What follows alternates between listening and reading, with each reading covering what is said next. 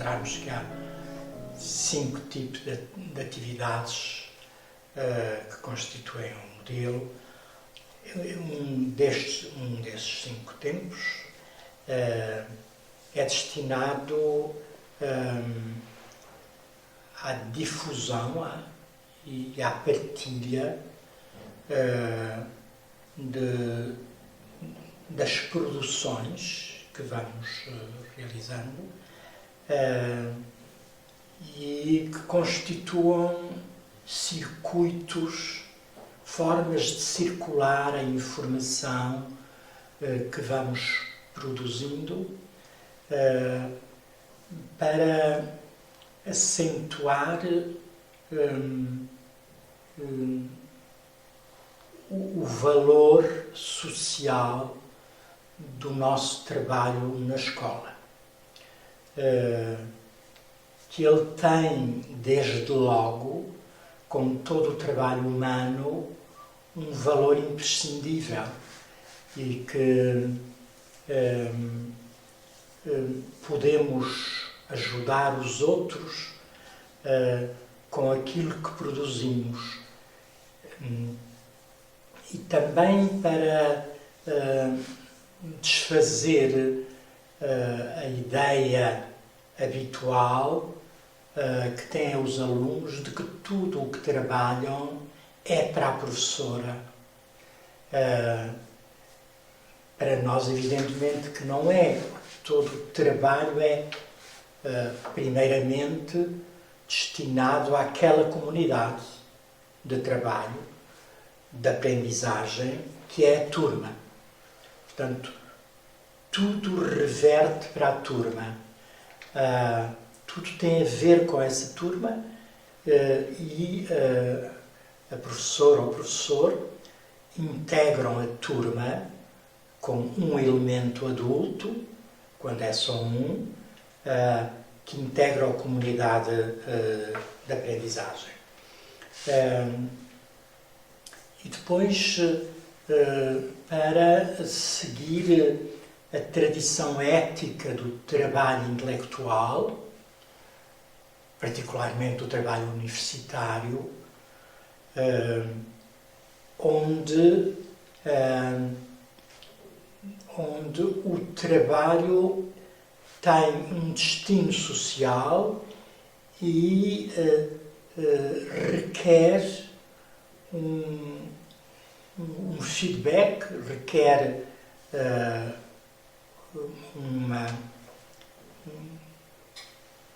um retrocesso para as pessoas que constituem o grupo de pertença. Nas universidades, o que há de fundamental no trabalho de investigação joga-se no juízo que os pares podem fazer desse trabalho. A investigação tem que passar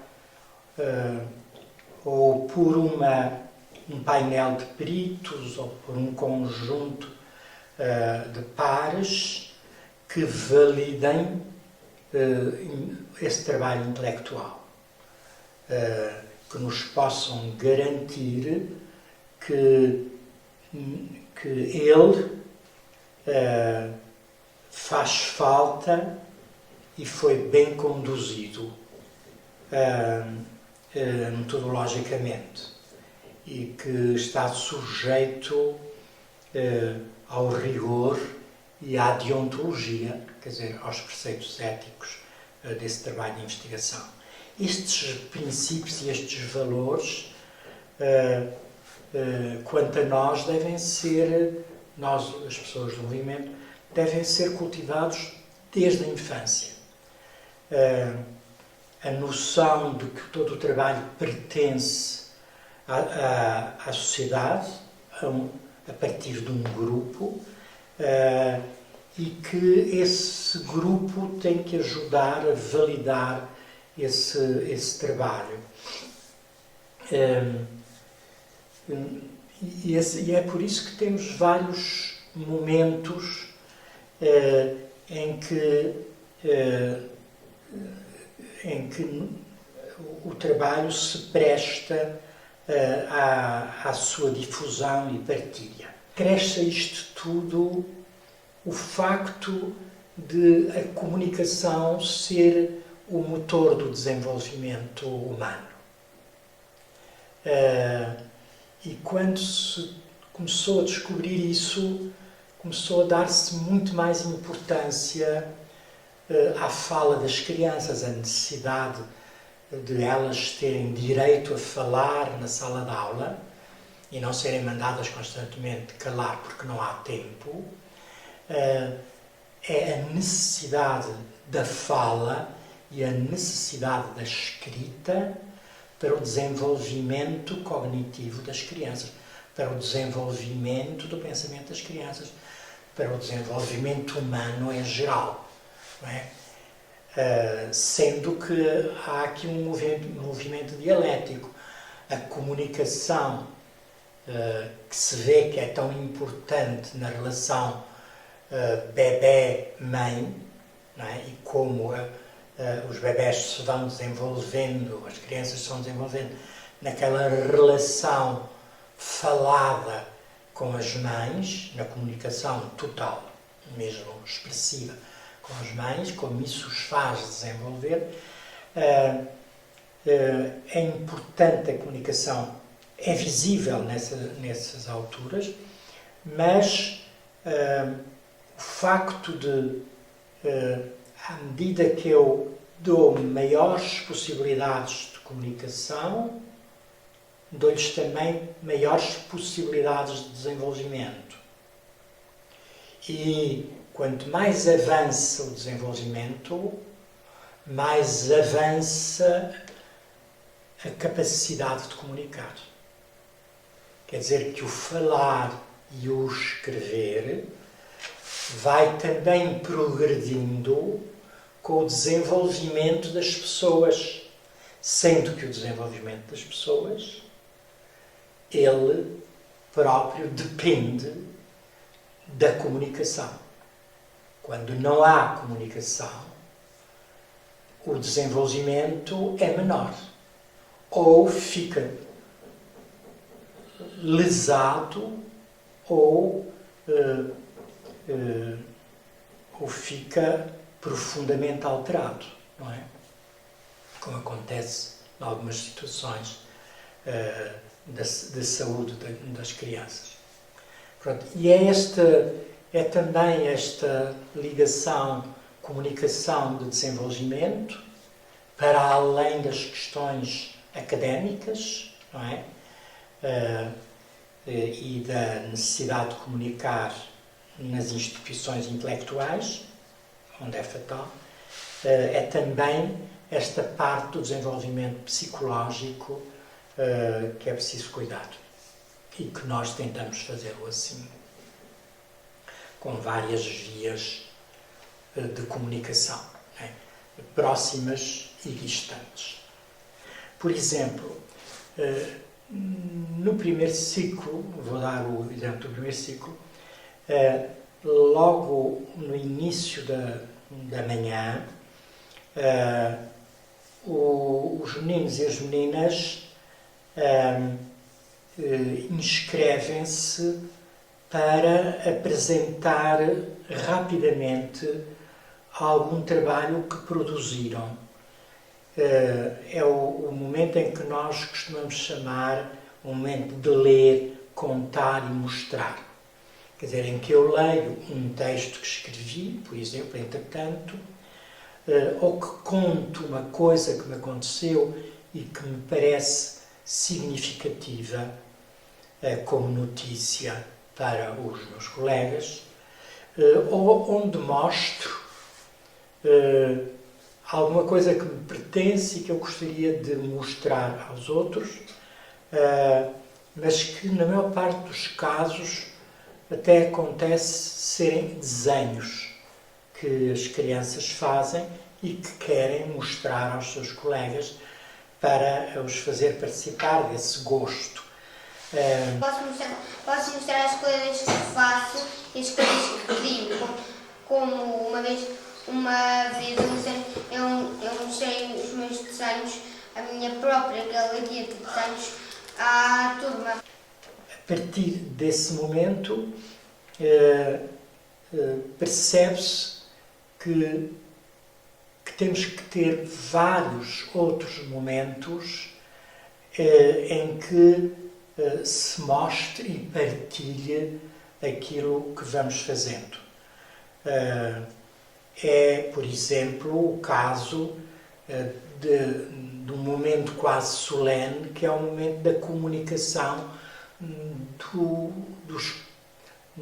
dos projetos de trabalho que fomos trabalhando ao longo de um determinado tempo e que depois vem o momento da apresentação desses projetos e a sua avaliação.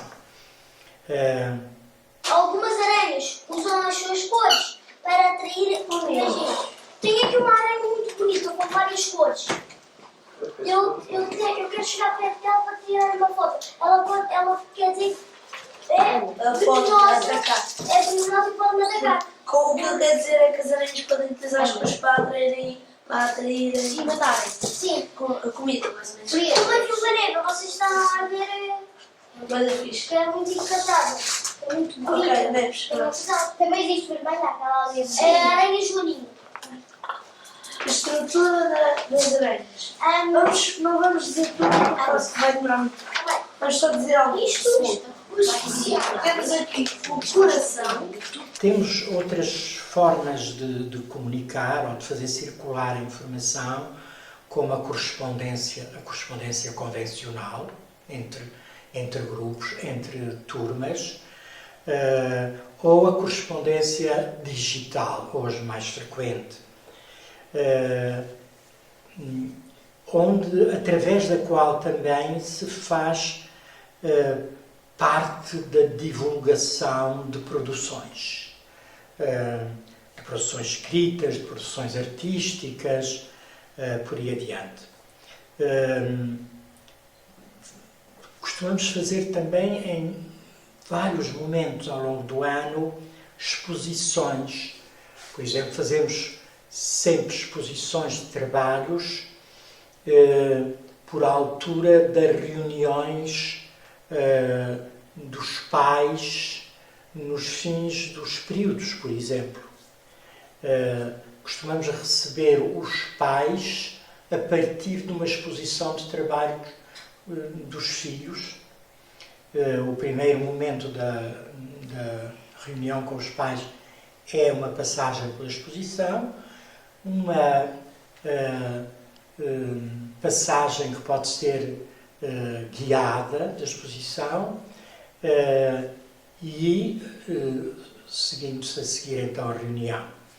Quer dizer que os pais ficam já com uma impressão sobre a produção dos seus filhos ou colhem sugestões para colocar problemas aos professores no decurso da reunião, por exemplo. Isto quer dizer sempre que devemos aos pais a circulação de muita informação sobre o trabalho das crianças. Temos um hábito que me parece também particularmente interessante, que é o que acontece com os livros. Nós temos um momento na semana em que chamamos o momento dos livros e da leitura. Nesse momento, damos conta dos livros que estamos a ler. É um momento de estímulo para a leitura, porque muitos de nós gostamos de fazer as coisas que os outros fazem. E os outros poderem falar-me de um livro e ler pequenas passagens do livro para me estimular para a sua leitura, é qualquer coisa que para nós se tornou fundamental. Mas, nesse momento, nós também convidamos os alunos a falarem do próprio livro, não só do conteúdo do livro, não só do enredo, não só da narrativa, mas se ele é ilustrado, das ilustrações, da qualidade das ilustrações, da adequação das ilustrações à narrativa,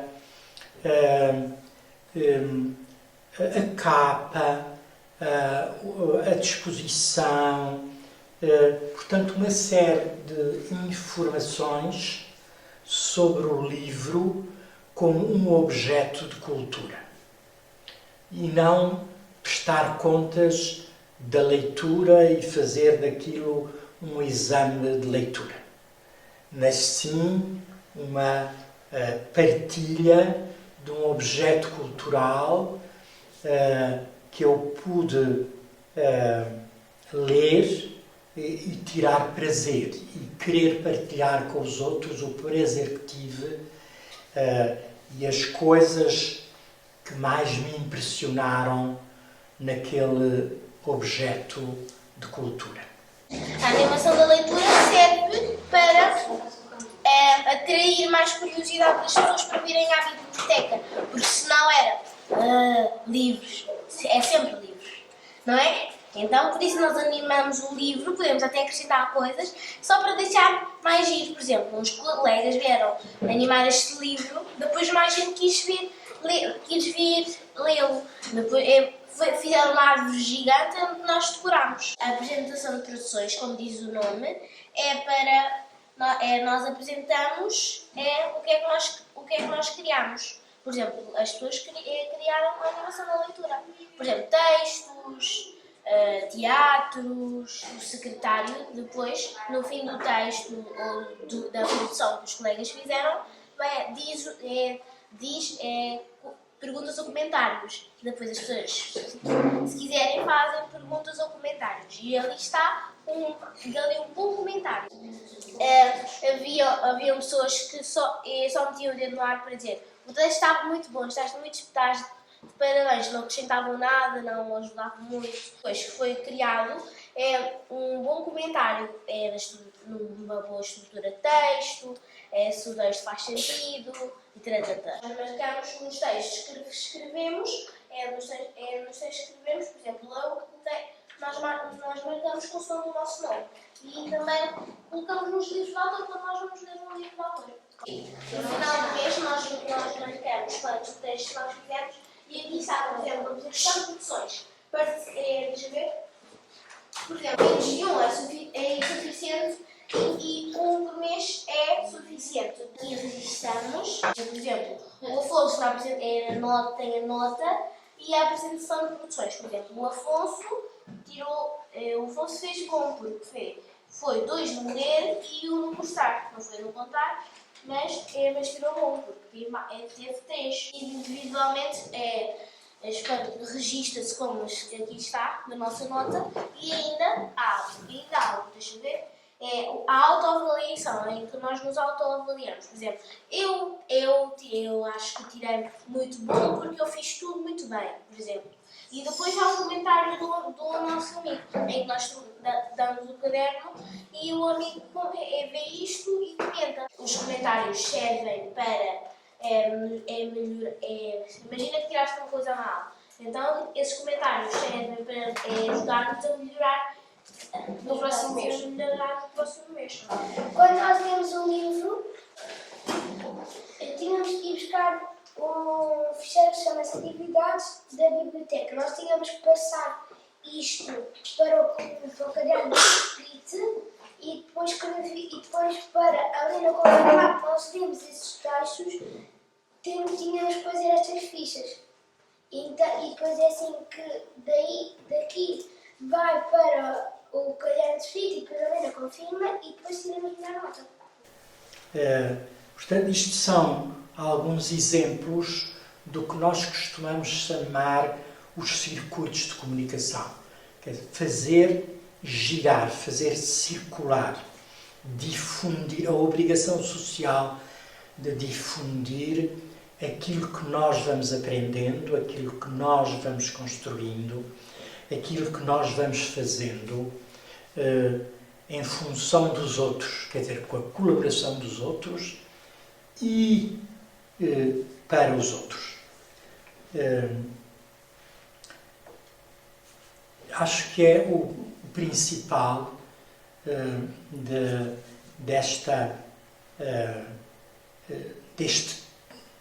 destes tempos, ou deste tempo com momentos diversificados, que têm a ver com o sentido social do trabalho intelectual e artístico que se realiza na escola. E, ao mesmo tempo, permitir libertar o trabalho escolar das algemas da escolarização. Quer dizer, quase tudo que as crianças fazem na escola tem esse peso de ser umas coisas de um tempo e de uma instituição de passagem. Retirar-lhe essa marca e dignificar, humanizar, qualificar todo o esforço e todo o trabalho que se realiza na escola como um trabalho já com maturidade, com dignidade suficiente para desempenhar o papel social que mais tarde lhes é permitido, mas que normalmente ocultamos quando se trata de crianças mais novas. O guia é sempre o guia do estado final do conhecimento. Quer dizer, é essa a finalidade, não é? É o trabalho dos investigadores, o trabalho dos pintores, o trabalho dos escritores, o trabalho do teatro e dos atores. Quer dizer, os parâmetros de referência são esse estadio final. Não é coisas para a escola. São coisas que têm como referencial uma função e uma missão social. É assim que nós nos damos e é assim que nós convivemos. E é por isso que estes circuitos de comunicação têm uma importância para ocupar esta dimensão de um módulo da constituição do modelo pedagógico.